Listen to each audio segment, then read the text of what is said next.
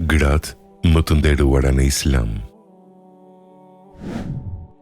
Në historinë e Islamit, përtej betejave, profetëve dhe mbretërive, qëndron një trashëgimi e fuqishme dhe shpesh e nënvlerësuar, roli i grave.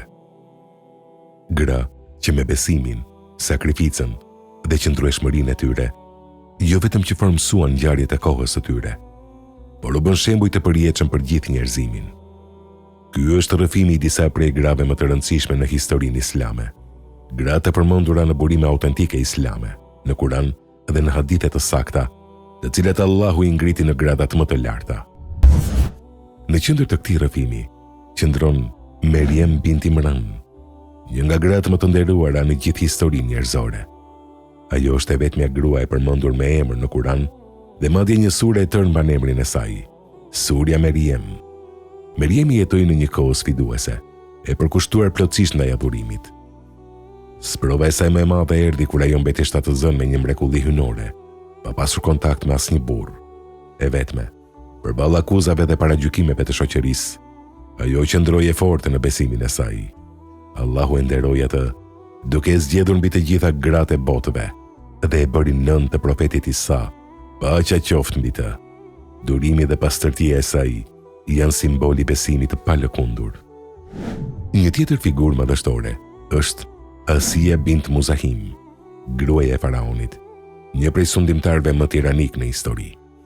Ajo jetoi në luks dhe pushtet, por zgjodhi besimin në Allahun, duke refuzuar arrogancën e burrit të saj. Kur pranoi të vërtetën, ajo u përball me tortura të tmerrshme. Megjithatë, ajo nuk u tërhoq. Në Kur'an përmendet si shembull për besimtarët.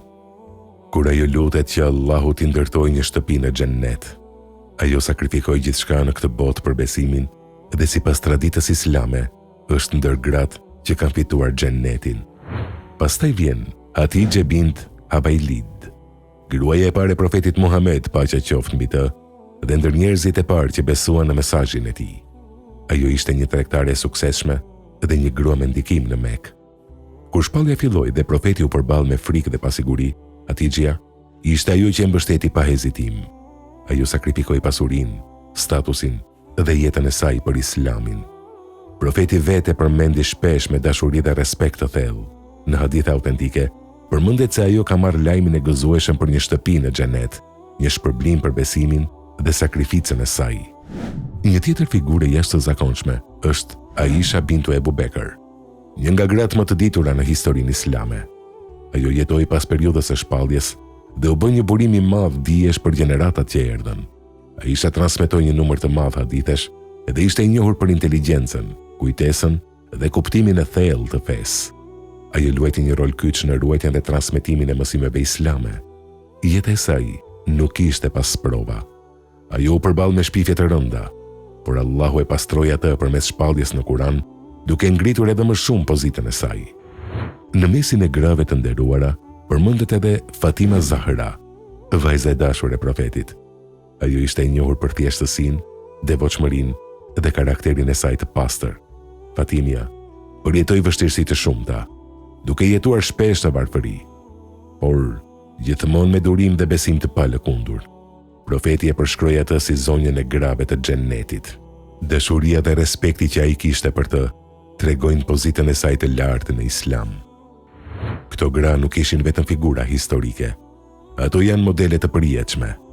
Ato jetuan në kohë të ndryshme, përballuan sprova të ndryshme, por i bashkonte një gjë: besimi i tyre i fortë në Allahun. Ato përmenden në burimet më autentike islame, në Kur'an dhe në hadithe të sakta. Disa prej tyre janë përmendur drejt për drejt me emër, si Meryemi, ndërsa të tjerat janë përmendur përmes fjalëve dhe veprave të tyre në traditën profetike. Shpërblimi i tyre nuk ishte vetëm në këtë botë. Atyre u është premtuar xheneti, një shpërblim i përjetshëm për durimin, sakrificën dhe besimin e tyre. Ato janë dëshmi se madhështia në Islam nuk matet me pushtet apo pasuri, por me devotshmëri dhe qëndrueshmëri në të vërtetën. Në fund, historia e këtyre grave është një thirrje për të reflektuar, për të mësuar dhe për të kuptuar se forca e vërtetë nuk qëndron në atë që duket, por në atë që zemra mban. Dhe në këtë rrugtim, këto gra mbeten dritë udhëzuese për çdo brez që kërkon të vërtetën.